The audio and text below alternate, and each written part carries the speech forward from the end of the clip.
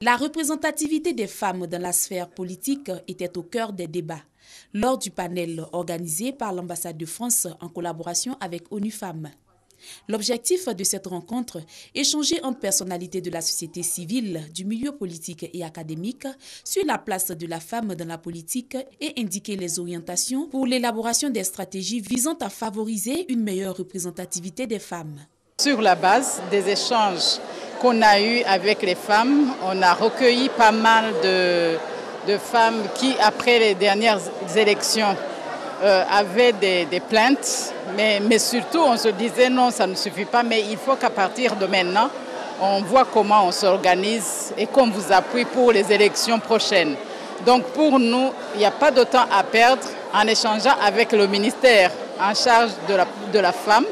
On s'est dit, ok, commençons maintenant par un débat comme celui-ci. Et sur la base de ce débat, on a une feuille de route qui va nous conduire jusqu'en 2020. En Côte d'Ivoire, l'on dénote une sous-représentativité des femmes au sein des partis, des groupements politiques et dans les instances de prise de décision. Stigmatisation, contraintes socioculturelles et entraves sont autant de difficultés auxquelles sont confrontées les femmes. Pour briser les stéréotypes et aller à la parité 50-50, la femme doit être formée, surtout se faire confiance. Lorsqu'il va y avoir des programmes éducatifs qui feront en sorte que la femme elle-même prenne conscience de sa compétence, prenne conscience à travers des leaderships qu'elle peut faire, vous allez voir qu'il n'y aura plus de barrières.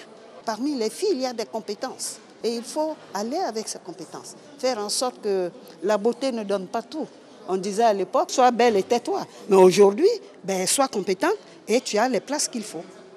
Les récentes élections législatives ont mis en lumière le manque de soutien des partis politiques aux femmes leaders de leur parti. 12% de taux de participation aux législatives passées.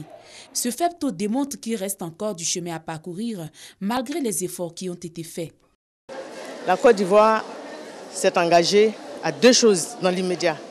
Opérationnaliser la loi sur la parité afin qu'il y ait on ait un outil. C'est vrai que c'est inscrit dans la Constitution, mais avec la loi, nous aurons un outil pour contraindre tout le monde à appliquer la parité et puis en même temps opérationnaliser le Conseil national de la femme.